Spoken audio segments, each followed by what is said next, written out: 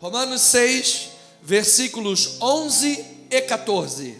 Vamos fazer a leitura desses dois versos, ou ainda no diminutivo, versículos. Diz assim a palavra do Senhor: assim também vós considerai-vos mortos para o pecado, mas vivos para Deus em Cristo Jesus. Em Cristo Jesus. Versículo 14. O que você pode ir? O que você tem a garantia? Porque o pecado não terá domínio sobre vós, pois não estáis debaixo da lei, e sim da graça. Diga: eu estou debaixo da graça de Deus. Esta é a nossa garantia em Cristo Jesus. Vamos orar a Deus, vamos falar com o nome do Senhor. Pai, obrigado. Obrigado por este momento maravilhoso, lindo, sublime, esplêndido, que é o ouvir da Tua palavra. Até os ossos secos, quando ouviram a palavra de Deus, ganharam vida e se transformaram num exército. E assim não é diferente conosco, porque estávamos mortos em pecados e delitos, afastados de Deus, desgarrados, desprendidos do rebanho, no mundo, no pecado, caídos. E foi a Tua palavra que transformou a nossa vida. A Tua palavra nos deu vida. E é importante, Pai, lembrar que no mundo nós não estávamos doentes com uma gripe, nós estávamos mortos,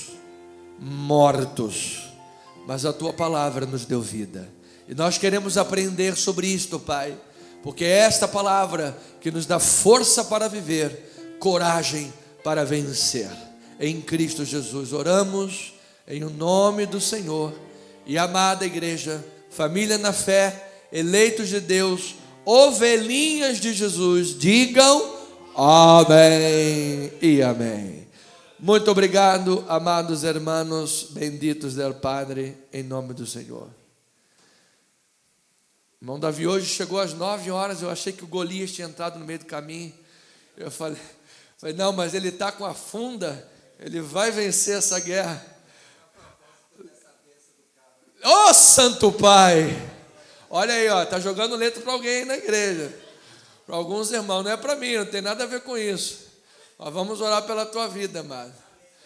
Mas quem tem um metrô, que é um transporte de milhões e milhões e milhões, é verdade, mas Deus vai providenciar, amado, em nome do Senhor Jesus Cristo, para a glória de Deus. Enquanto isso, o lençol vai nos agarrando, o travesseiro não pode, né, pastor? Olha aí, ó. Pois bem. Nosso transporte público realmente precisa aí de um upgrade, porque só as misericórdias de Deus, não é verdade?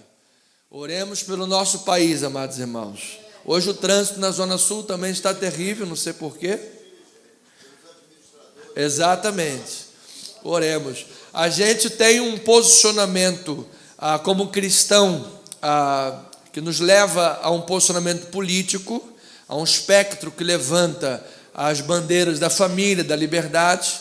Mas quando o lado do mal está lá também no governo, a gente precisa orar por eles, para que nós tenhamos uma nação livre e abençoada em nome de Jesus. Amém?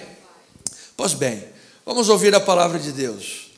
Igreja amada, santos de Deus, povo em Cristo Jesus. E quem é povo de Deus, diga amém. Hoje vivemos uma sobreposição de eras. Sobreposição de eras. A era vindoura, que será completamente inaugurada na segunda vinda de Cristo, na verdade, ela teve sua inauguração com a morte e ressurreição de Cristo. Ela ainda não está completa, mas a era vindoura já foi inaugurada. E isso vemos de diversas maneiras, mas no campo da salvação, que é o que está tratando Paulo nesse texto, que vem falando da justificação ou a soteriologia. Você veja, a era vindoura raiou com a nossa justificação. Você pode dizer que é justificado em Cristo Jesus. Quem é que pode dizer, eu sou justificado em Cristo Jesus? Todos nós podemos dizer. Mas por que você pode dizer hoje que é justificado em Cristo Jesus, se o trabalho da justificação ou da condenação para o inferno vai acontecer no juízo final? É lá no juízo final que vai ser decretado: justo, céu; condenado, vai para o inferno. Então isso é lá na segunda vinda de Cristo. Então por que hoje nós podemos dizer em Cristo Jesus? Porque a justificação em Cristo é uma antecipação do juízo final. Porque Paulo vai dizer depois, nos próximos capítulos: agora, se alguém está em Cristo, já nenhuma condenação há para quem está em Cristo Jesus. Quem está em Cristo Jesus, amém, já não há nenhuma condenação. Então essa antecipação do juízo final é uma sobreposição de eras. É a doutrina de Oscar Cullmann, o já e o ainda não. Já somos salvos, mas a obra ainda está em processo de santificação até o último dia. Então, amado, graças a Deus em Cristo Jesus, que nós temos o indicativo da justificação, fomos justificados em Cristo, e temos um imperativo da santificação. Deus quer a nossa santificação. Diga isso, amém, no seu lugar. Deus quer a nossa santificação.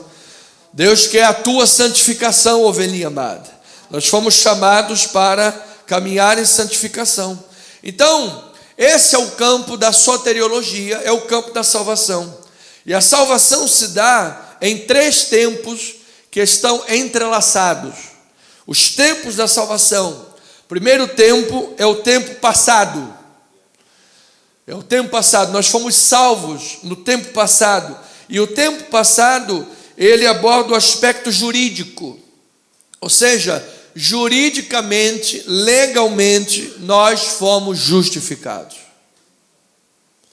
Você recebe esta palavra? Eu recebo esta palavra. Então, juridicamente, nós fomos justificados. Isso está no passado. O dia que você confessou Jesus, naquele momento você foi justificado em Cristo Jesus. No tempo presente, hoje, nós vivemos o aspecto moral da salvação.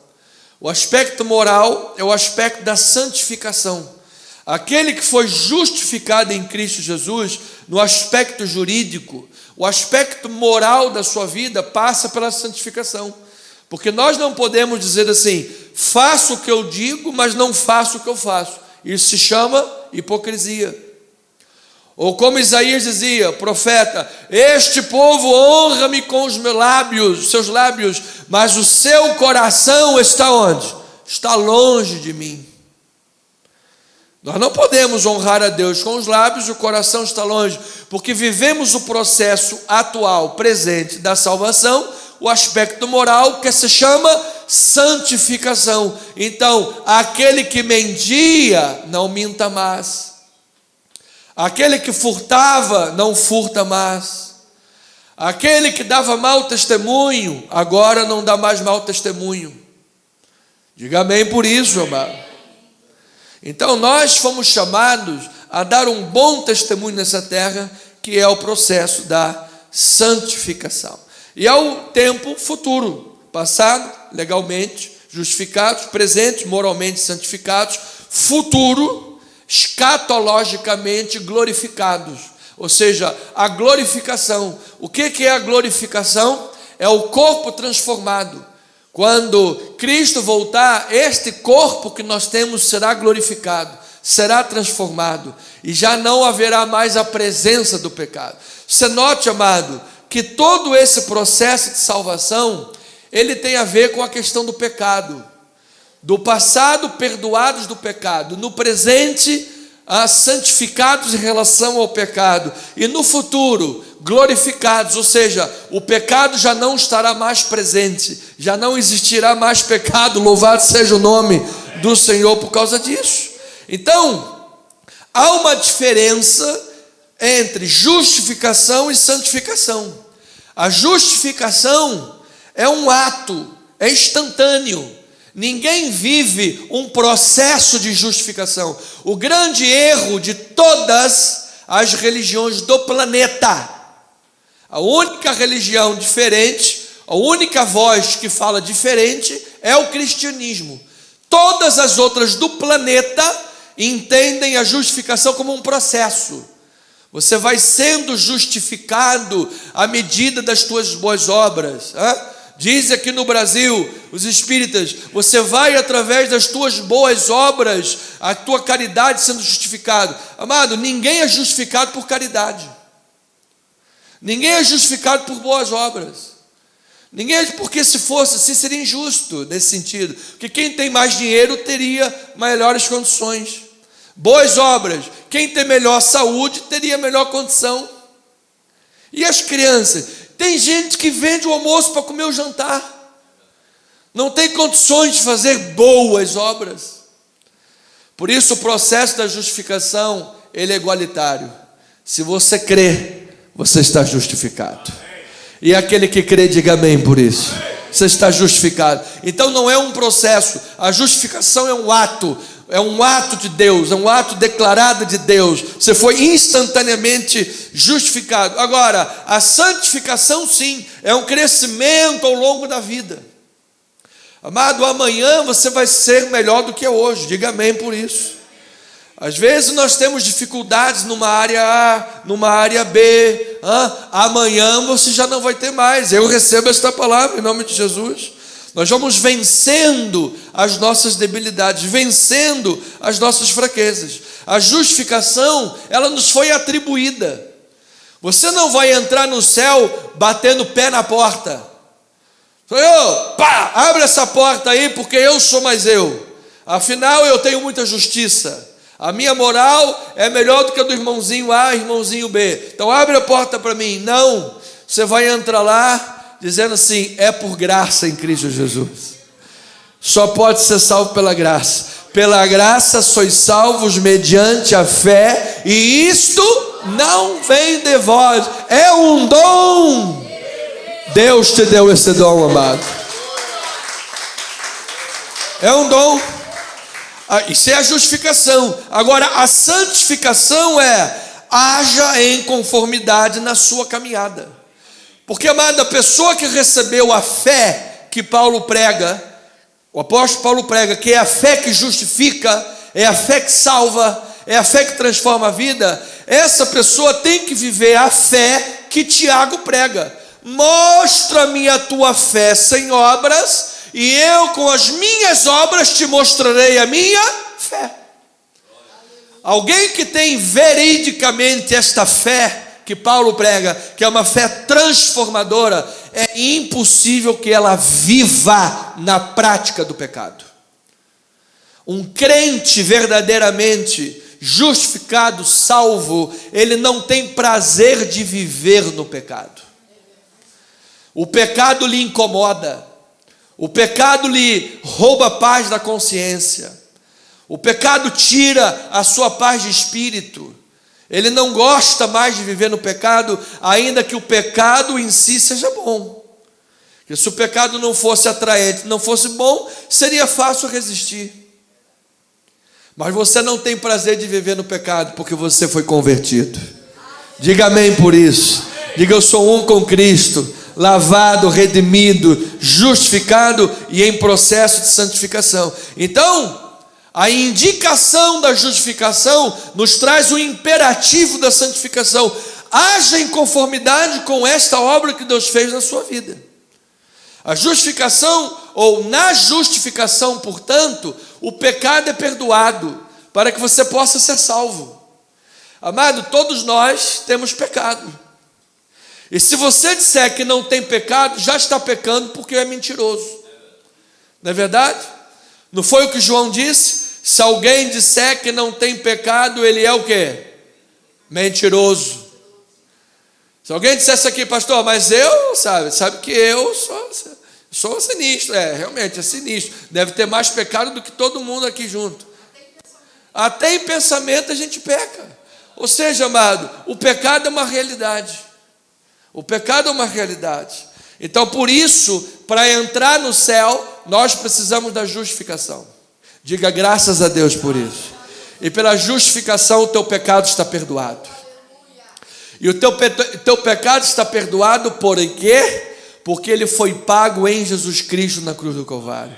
Jesus pagou o preço do nosso pecado. Agora, na santificação, o pecado é subjugado. Quando você está em processo de santificação, você vai subjugando o pecado. Você vai crescendo em graça e em conhecimento. Você vai sendo transformado à imagem e à semelhança do Senhor. Amado, é tão lindo ver uma pessoa que tinha dificuldades em algumas áreas da vida, hoje já não tem mais. Pastor, eu era pavio curto. Pisou no meu carro. Pastor, deu uma respostinha meia boca para mim, eu já dava uma machadada para dizer quem é que manda. Então você está tão doente quanto outra pessoa. Mas se você tem paciência para exercer a paciência, o amor em Cristo Jesus, significa que você está curado, liberto, em santificação, e Deus vai fazer uma grande obra para a tua vida. Você crê? Você recebe? Então diga para a tua vida, meu irmão, Deus tem uma grande obra para a tua vida.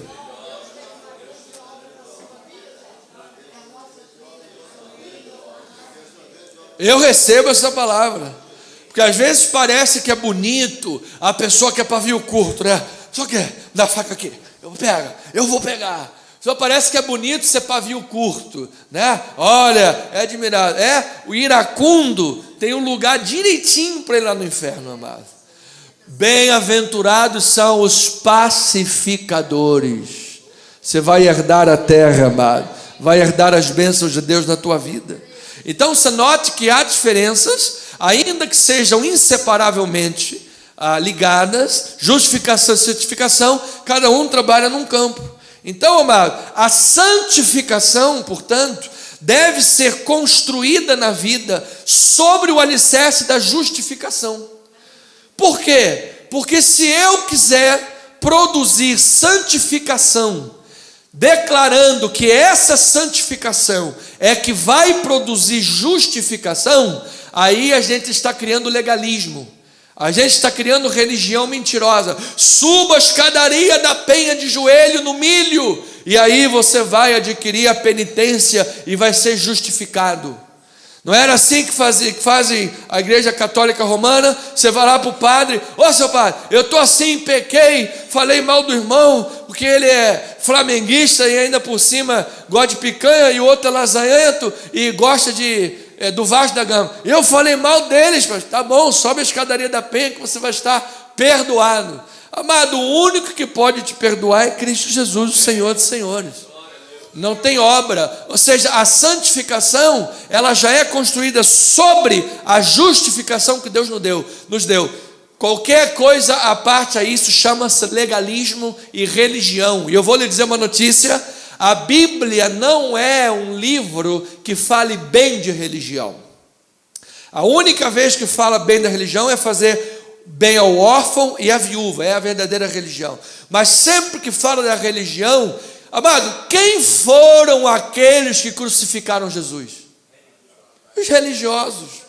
Quem foram aqueles que discutiam com os apóstolos? Você não pode pregar a palavra aqui. Por quê? Quem eram? Os religiosos. A Bíblia não é livro de religião. A Bíblia é livro de vida com Deus. Vida com Jesus. Já não sou eu quem vive, é Cristo quem vive em mim. Então, amados irmãos, Deus nos imputou a justiça de Cristo. Pelo Espírito Santo, isto é graça. Paulo, quando chega nesses capítulos que estamos estudando, ele não se transforma num religioso. Olha, não, eu sou mais santo que o outro irmão, eu não tenho pecado, não. É isso. Ele não se transforma num religioso. Pelo contrário, ele diz: desventurado homem que sou, quem me livrará do corpo dessa morte? Sujeito a este pecado, a esta morte. Ou seja, ele sabe as suas dificuldades, ele conhece as suas limitações, e ele estabelece biblicamente uma santa revolta contra o pecado. Por isso o cristão vive em dois mundos, amado. Nós lutamos contra o pecado, mas nós temos dentro de nós o Espírito Santo, porque nós somos cidadãos do céu.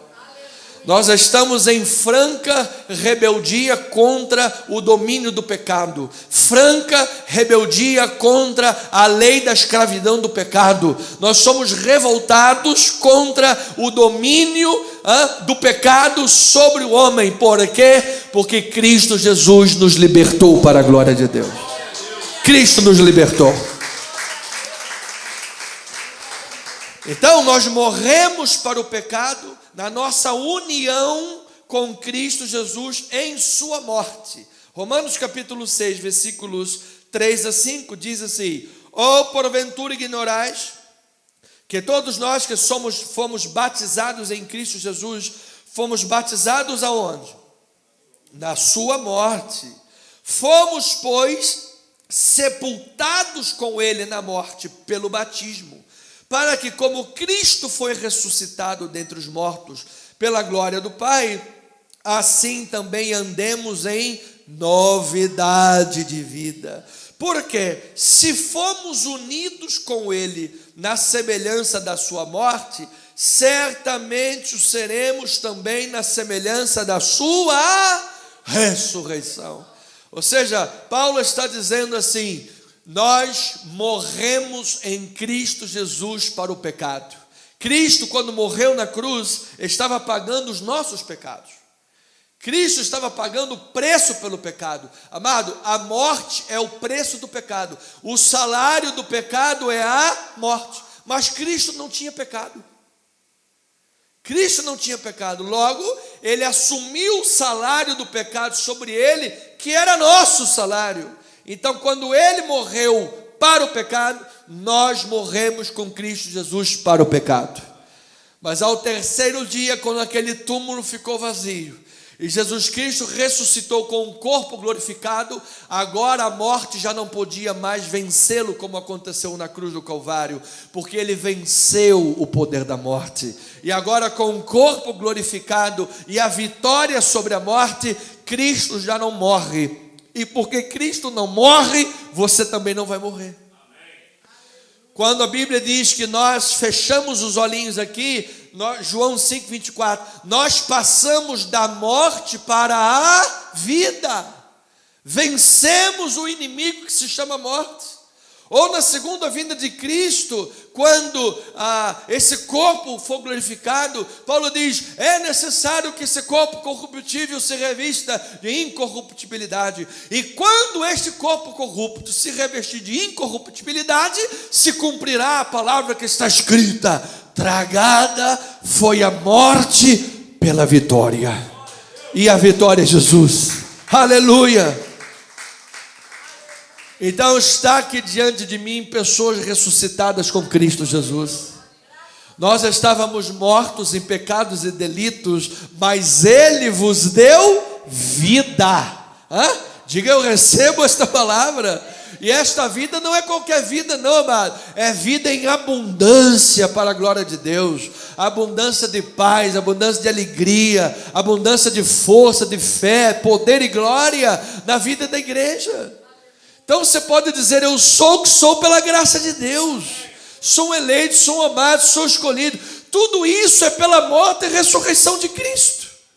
Não é um processo religioso que vai causar isso. Não é a subida da escadaria da penha. Não é vestir-se de pano de saco e cinza. Não é pagar o preço humano. Não é o teu dízimo nem a tua oferta. É a obra de Cristo Jesus do Calvário que faz esta obra. E se você crê, diga aleluia e glória a Deus. Então morremos com Cristo para o pecado. Agora, o domínio do cristão sobre este pecado para o qual morremos se encontra onde? Na nossa união com o Cristo ressuscitado, na nossa união com o Cristo vivo. Amados, o cristianismo não é uma religião de relíquias do passado. Um Deus, um profeta que morreu, falou coisas muito bonitas, e às vezes coisas muito bonitas e verdadeiras, que inclusive estão no cristianismo e na palavra de Deus. Mas todos eles morreram, e você pode visitar o túmulo deles cheio de ossos, porque eles estão lá dormindo. Não existe nenhum outro intercessor por você entre Deus e os homens. O único que é o nosso intercessor é aquele que, quando você chega lá em Jerusalém, no Garden Tomb, no jardim do túmulo, e lá naquela portinha de madeira envernizada, tem uma plaquinha escrita: Ele não está aqui, Ele ressuscitou. Aleluia! Então, é a nossa união com o Cristo vivo que nos dá domínio sobre o pecado. Romanos 6, 6 a 10. A palavra diz: sabendo isto, que foi crucificado com ele o nosso velho homem, graças a Deus, para que o corpo do pecado seja destruído, e não sirvamos mais o pecado como escravos. Antes de ler o 7, o que é, pastor? Isso é uma expressão teológica difícil que o Paulo está usando. O corpo do pecado seja destruído. O que é o corpo do pecado seja destruído? Esta palavra destruído é aquela mesma palavra que está lá em Hebreus, que diz que o inimigo, Satanás, foi destruído. É a mesma palavra do grego, katargel. Catargel, é a mesma palavra que está aqui. Ou seja, o corpo do pecado, essa velha natureza que ele está dizendo, que foi crucificada com Cristo, ela destruída, foi destruída, ela catargel. Catargel, o que é? É tirar o poder, é tornar ineficaz. Ou seja, o corpo do pecado está ineficaz. Meu amado, em Cristo Jesus, o pecado não tem domínio sobre nós. Em Cristo Jesus, o poder de Deus é maior na tua vida. Diga graças a Deus, louvado seja o Senhor por isso. Então é isso, o corpo do pecado seja destruído, para que não sirvamos como escravos do pecado. Aí ele diz, versículo 7, porquanto quem morreu está justificado do pecado. Versículo 8, ora, se já morremos com Cristo, cremos que também com ele viveremos, sabedores de que, olha lá, você vive com Cristo. Quem vive com Cristo, diga amém por isso.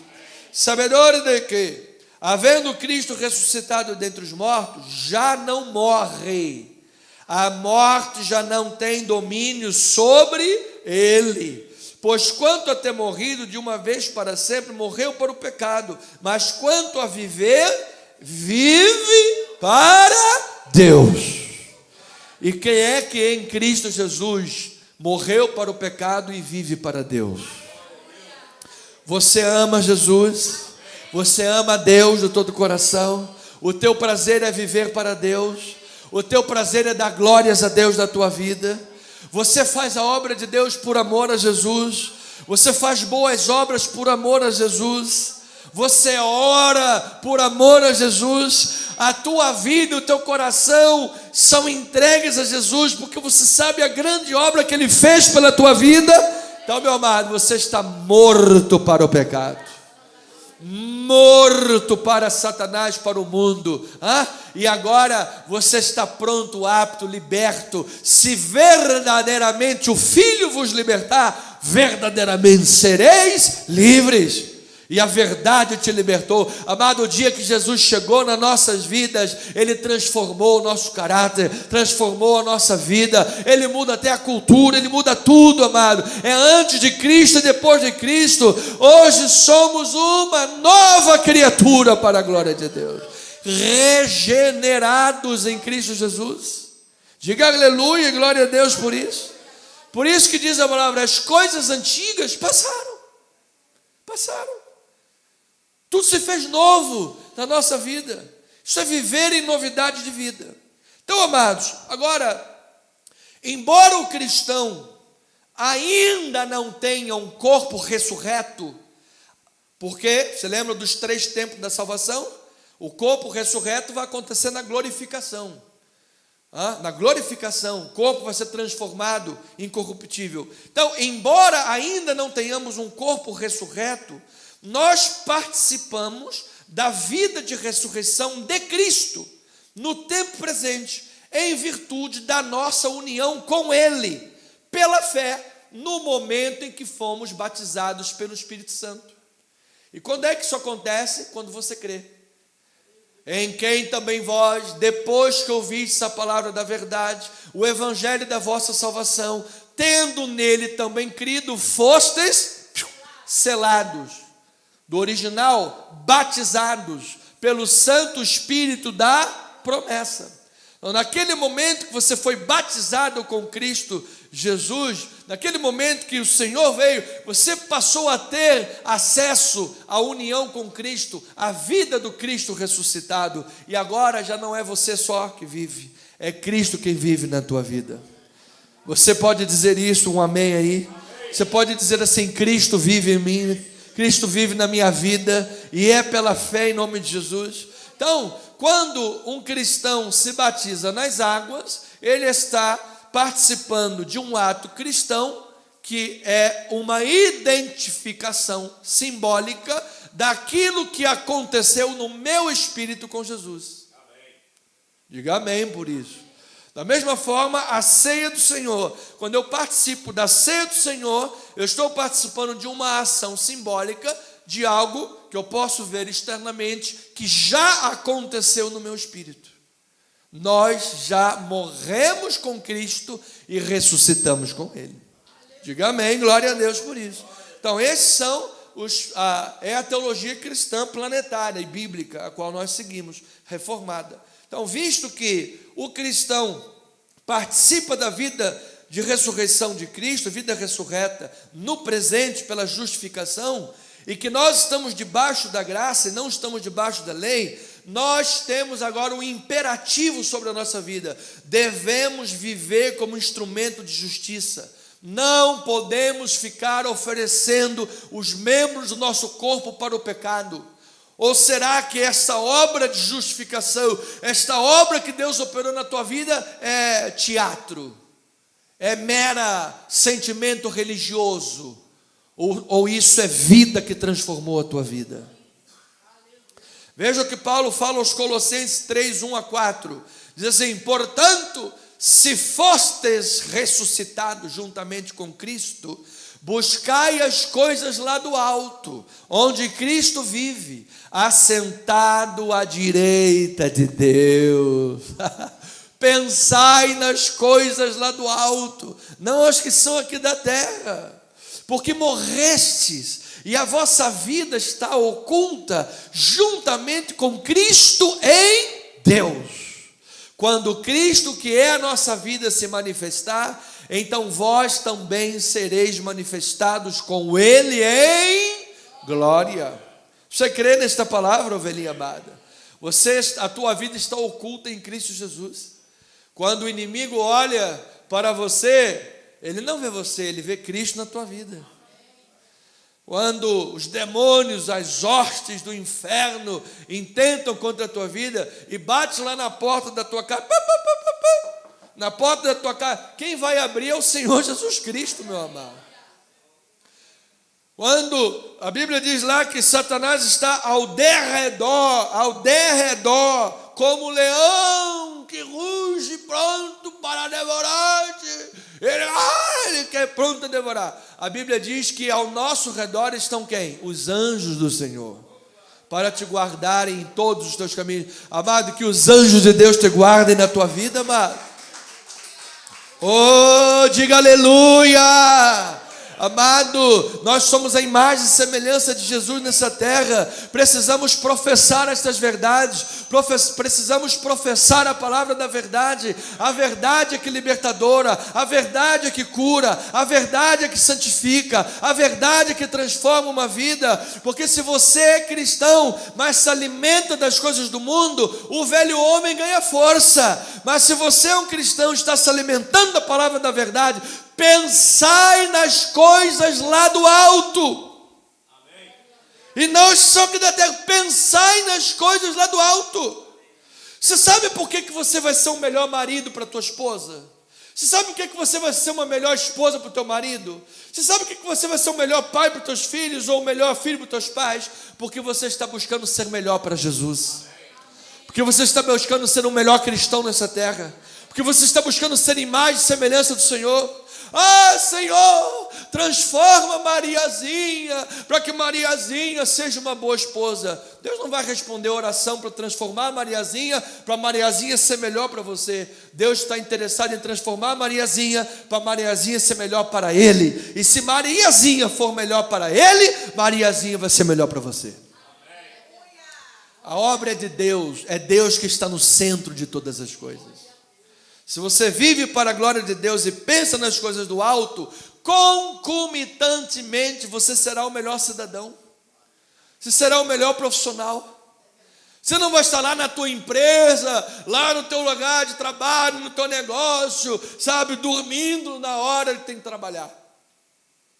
Lá na empresa e o chefe, cara, está dormindo aí? Não, estava orando.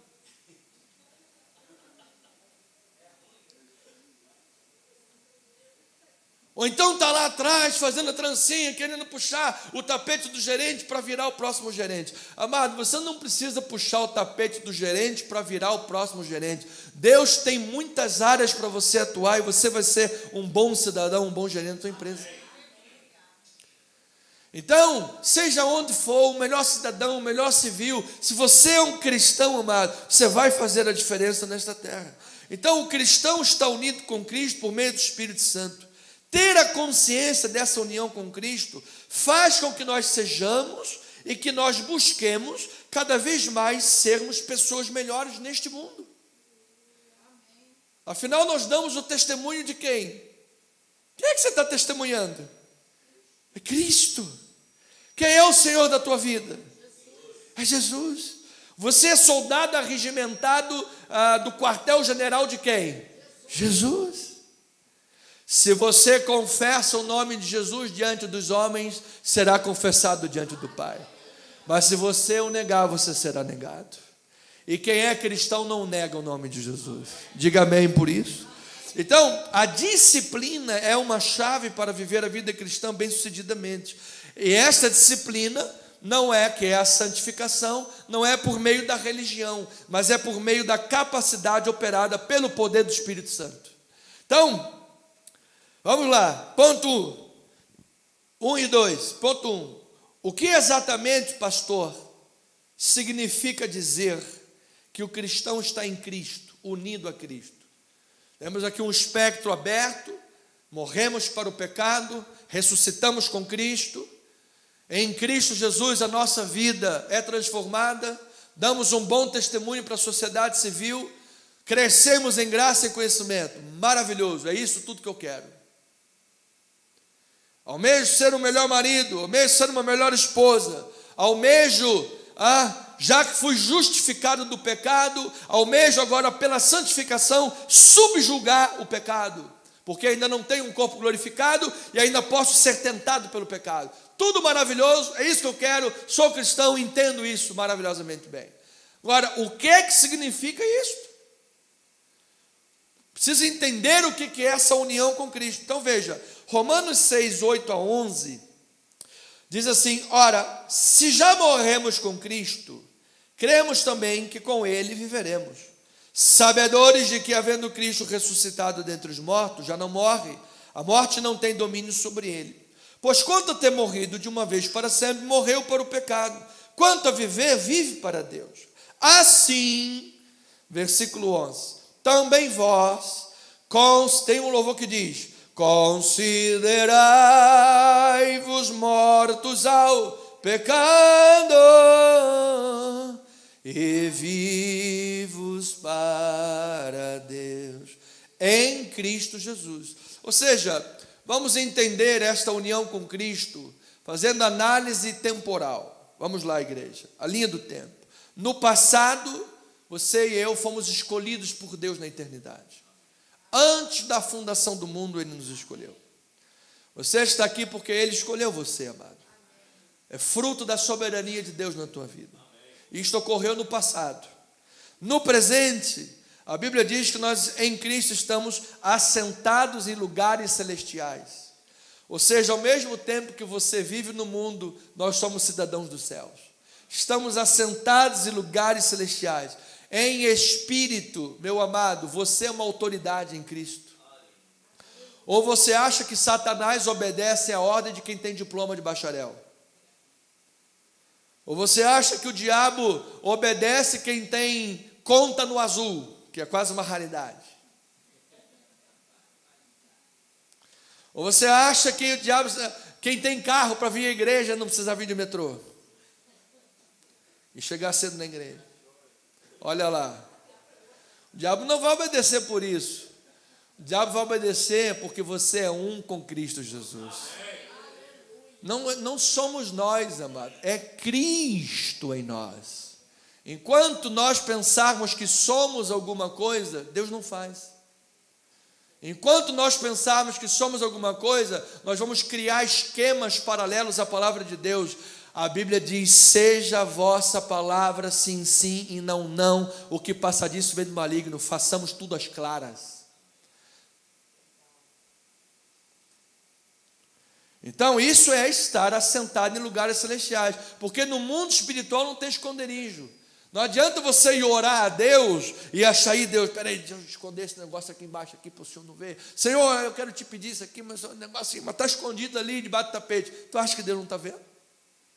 Você está pelado. Já viu aquela novela Top Model? Pelado, pelado, nu, com a mão no bolso. Amado, você está nu diante de Deus. Não tem como esconder nada diante de Deus. Nem tenta.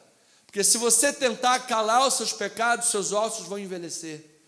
Mas se você confessar e declarar diante de Deus, haverá misericórdia, haverá perdão e haverá libertação para a tua vida.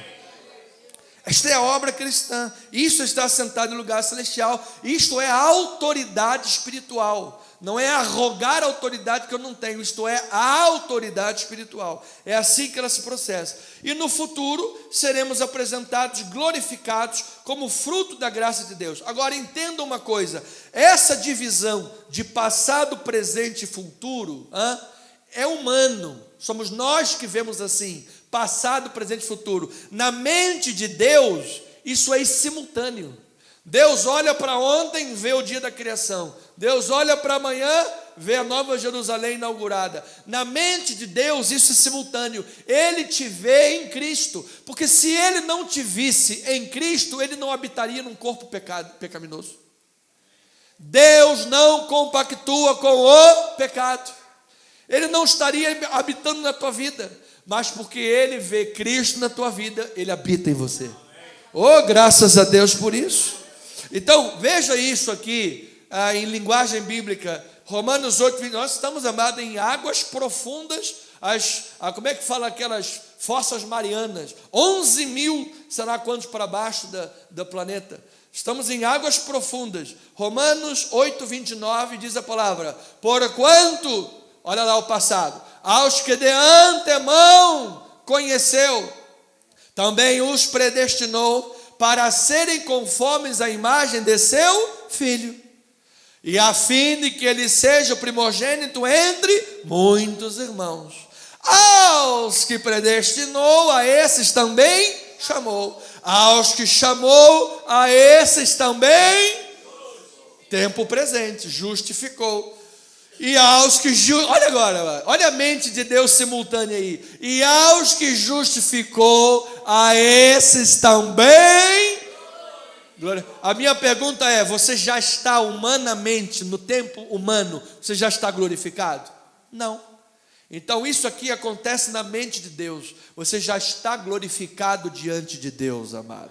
Ele já te vê glorificado, santificado, santo e irrepreensível. Aí diz o versículo 31. Que diremos, pois, à vista destas coisas? Se Deus é por nós, quem será contra nós? Diga forte aí, amado. Se Deus é por nós, será contra nós.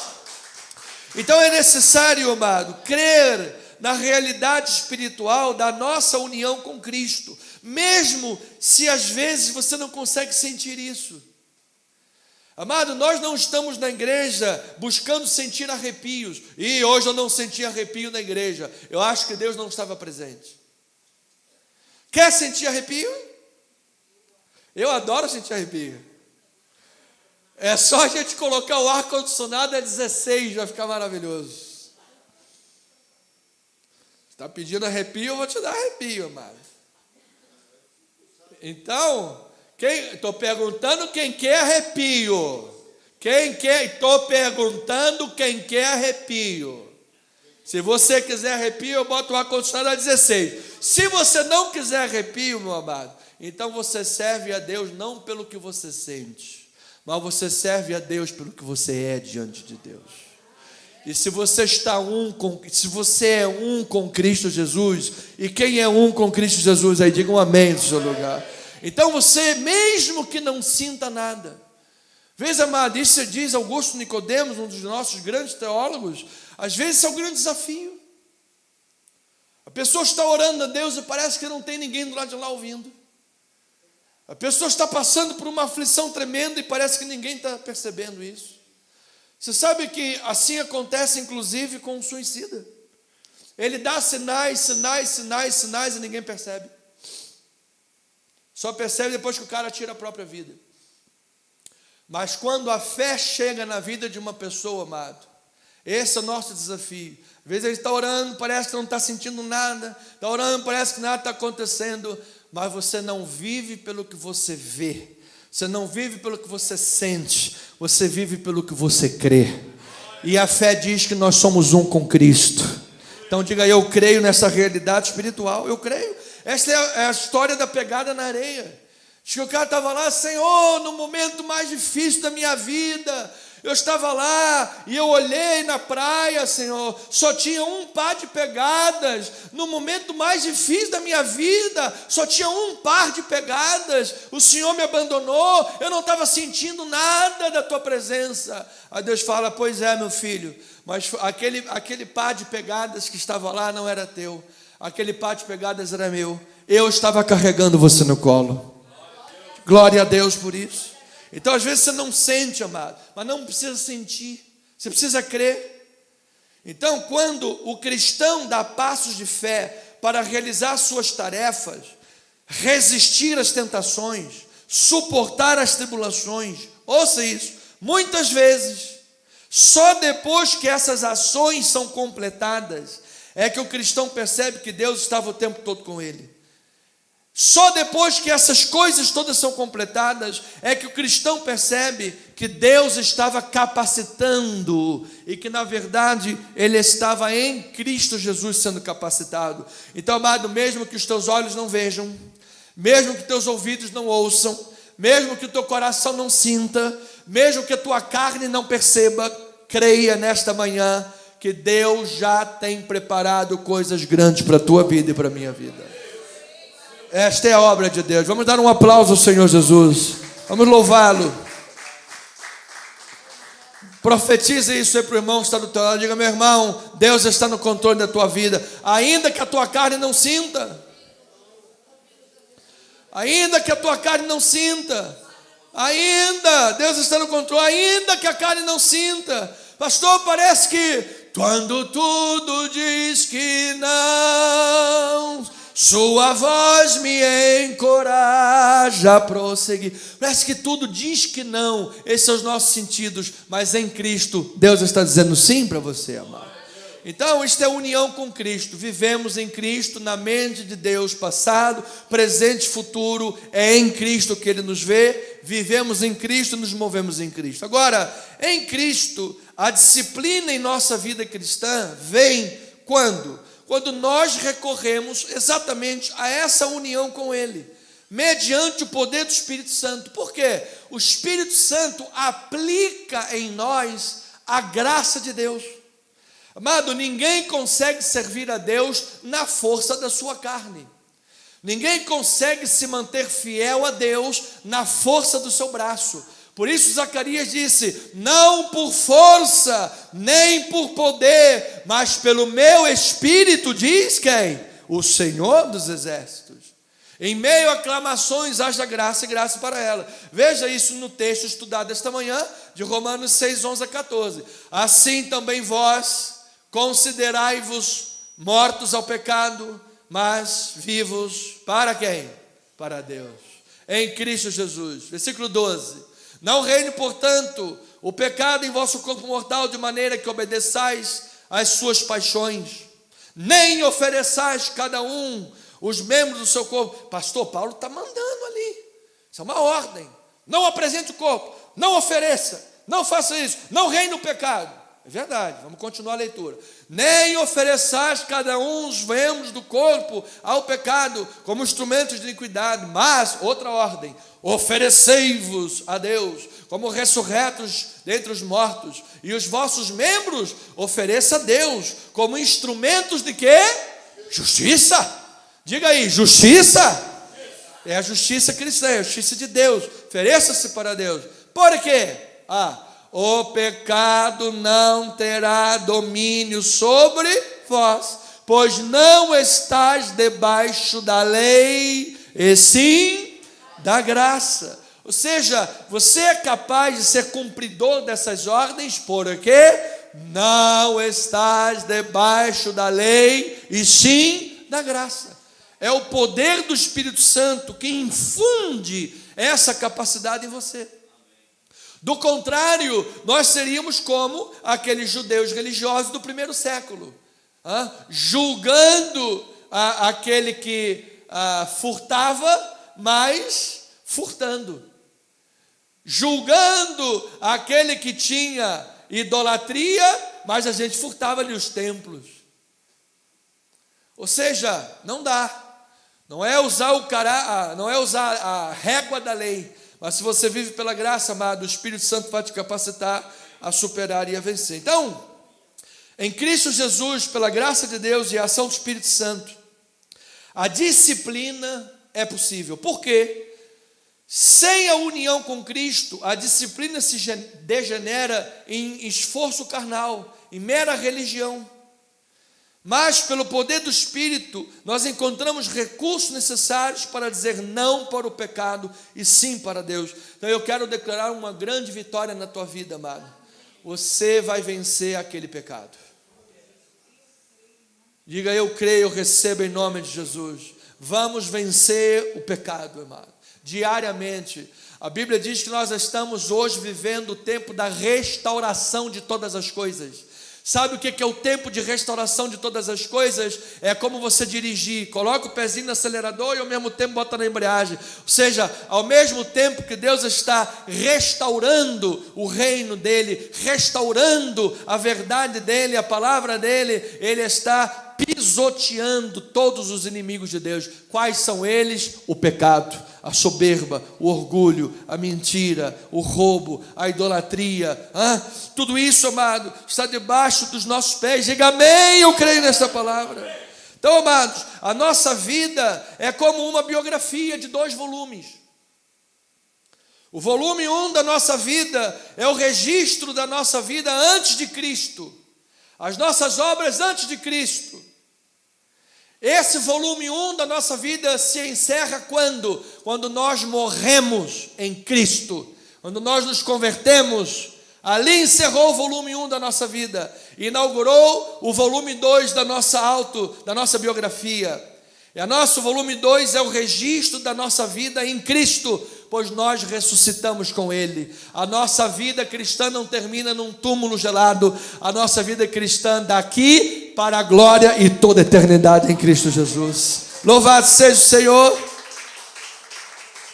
Então, igreja, viver para a glória de Deus é a razão da nossa vida. Diga amém por isso. Logo, nós não podemos mais viver no volume 1. Às vezes a pessoa diz, eu sou cristão. E aí tu começa a ler o volume 1 da vida dela. O livro do volume 1 da vida dela. Pastor, esse negócio de volume 1, volume 2, eu entendi que é uma ilustração, mas uma alusão ilustrativa. Mas tem alguma conotação bíblica nisso aí? É claro que tem. A Bíblia diz que nós somos cartas de Cristo. Cartas de Cristo.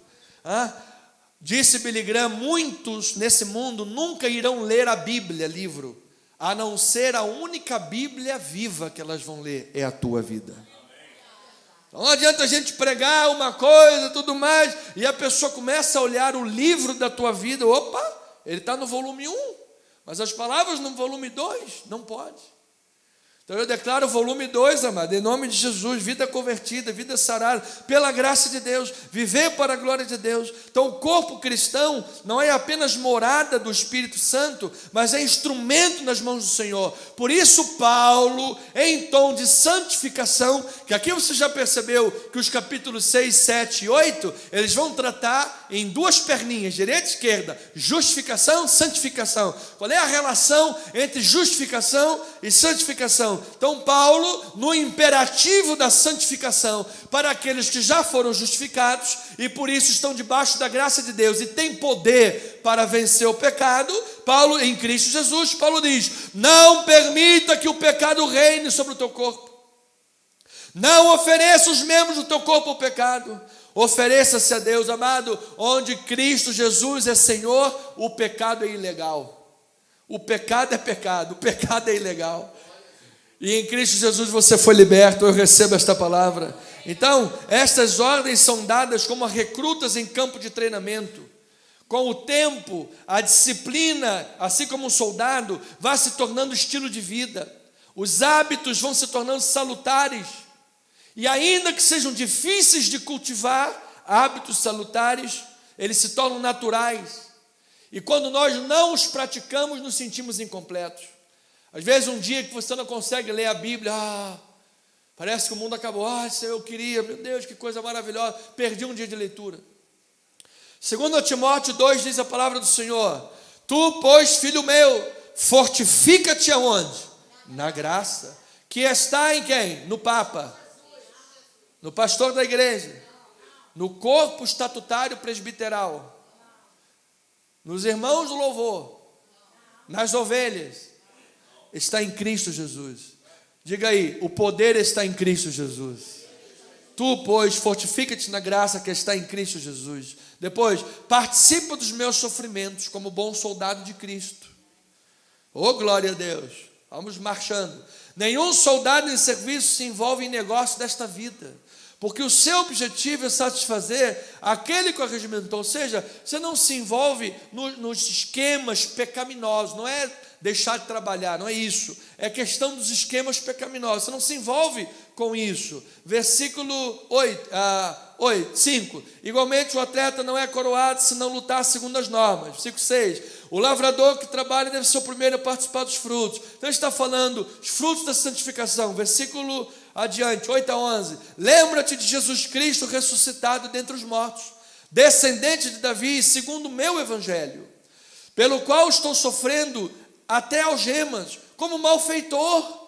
Contudo, a palavra de Deus não está algemada. Versículo 10, por esta razão tudo suporto, por causa dos eleitos, para que também eles obtenham a salvação que está em Cristo Jesus, com eterna glória.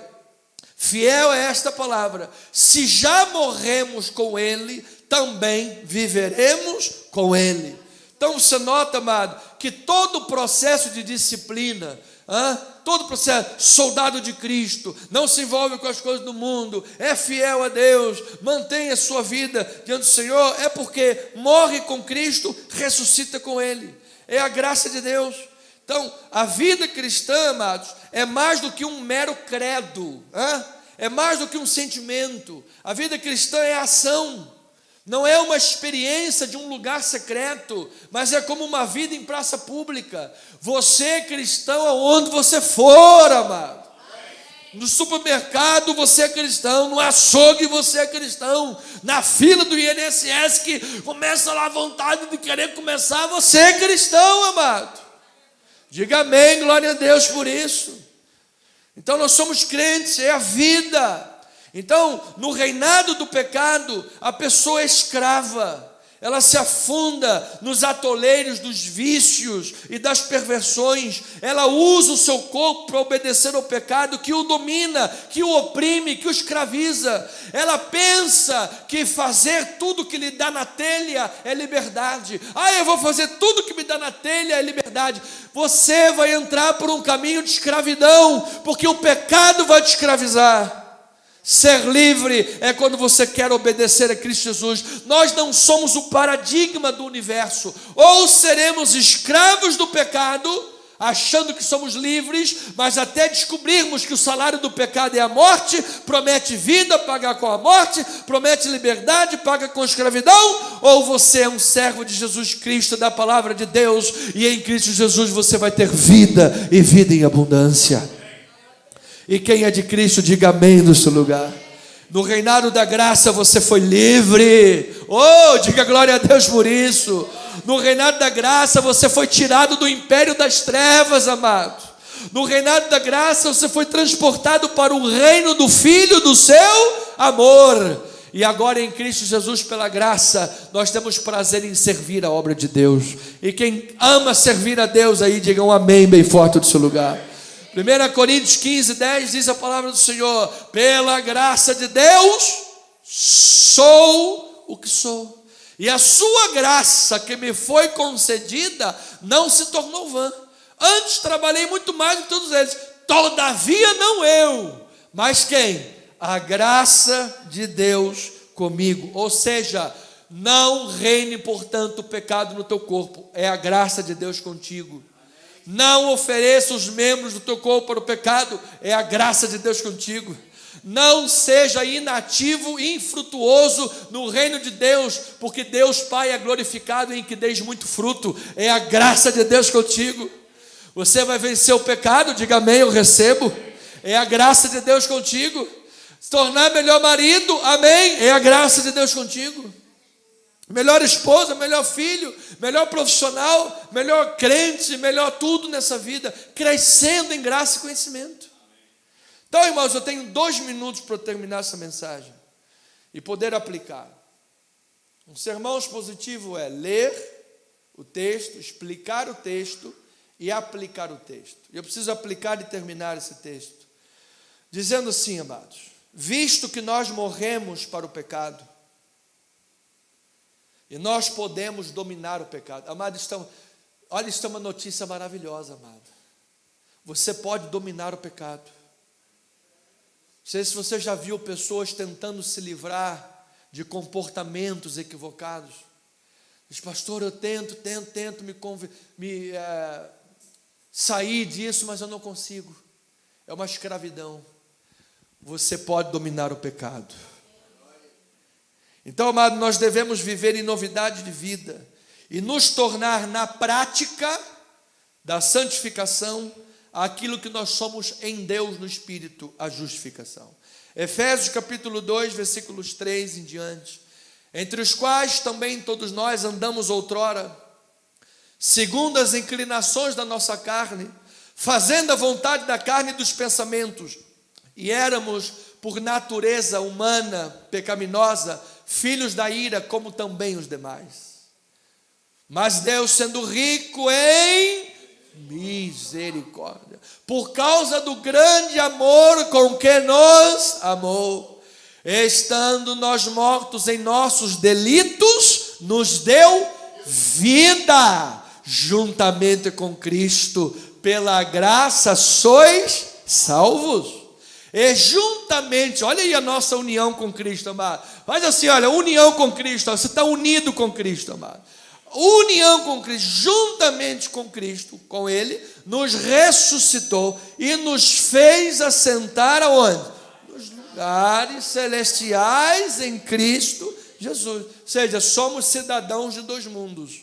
Louvado seja Deus. Para quê? Para mostrar nos séculos vindouros a suprema riqueza de sua graça em bondade para conosco em Cristo Jesus. Versículo 10. Pois somos feitura dele, criados em Cristo Jesus, para as boas obras, as quais Deus de antemão Olha aí, todo aquele tempo de salvação, tudo aquilo que está em Cristo passado, está tudo aqui, amado. De antemão, Deus preparou para quê? Para que andássemos nela. Diga glória a Deus por isso, amado. Vamos dar um aplauso forte ao Senhor, amado. Então, amados, ouça uma coisa. Agora, eu preciso responder antes de concluir. Pastor, me responde só uma coisinha aí que parece que o pastor deu uma tropeçada aí nesse negócio. Por que nós devemos, como diz o versículo 11, por que nós devemos considerar-nos mortos ao pecado, se está dizendo no texto aí que nós já morremos para o pecado? Parece que é uma contradição isso aí. Por que eu devo me considerar morto, me considerar uma coisa que eu já sou? Sou ou não sou? Sou. Diga, já morri para o pecado. Morremos para o pecado. Estar morto para o pecado, que é não servirmos mais ao pecado, é um privilégio e um direito legal. Algo que devemos pôr em prática em nossa luta contra o pecado. Você imagina o seguinte: você tem muito dinheiro na sua conta, mas se você não sacar esse dinheiro, vai fazer diferença na tua vida? Você vai conseguir pagar o cachorro-quente, comprar o cachorro-quente se você não sacar o dinheiro? Não vai. Então, para que esse dinheiro que você tem na conta, ele faça diferença na tua vida, você tem que sacar o dinheiro. A gente tem lá um site lá, cheio de coisa lá, cheio de arquivo. Está tudo no site. Se você não fizer o download, você não vai conseguir usar esses arquivos. Você entende? Já está na tua conta, mas se você não exercer, não vai fazer diferença. O arquivo está disponível. Se você não fizer download, você não vai conseguir aplicá-lo na vida. Senão, por isso, há o indicativo da justificação e há o imperativo da santificação. Haja dessa forma. Deus te libertou para isso. Ele te conquistou na justificação para que você prossiga para o que você foi conquistado. E eu termino, portanto, com Filipenses 3, que é o que diz isso. Exatamente isso. É a resposta disso. Sim, deveras considero tudo como perda por causa da sublimidade do conhecimento de Cristo, meu Senhor, por amor do qual e todas as coisas, considero tudo como o resto, para ganhar a Cristo Jesus. Ou seja, as coisas do mundo são secundárias. Versículo adiante: e ser achado nele, não tendo justiça própria que procede da lei, senão a justiça que é mediante a fé em Cristo, justiça que procede de Deus, baseada na fé, para o conhecer e o poder da sua ressurreição e a comunhão dos seus sofrimentos, conformando-me com ele na sua morte, para de algum modo alcançar a ressurreição dentre os mortos. Não que eu já tenha recebido ou já tenha obtido a perfeição, mas prossigo para conquistar aquilo para o que também fui conquistado por Cristo Jesus.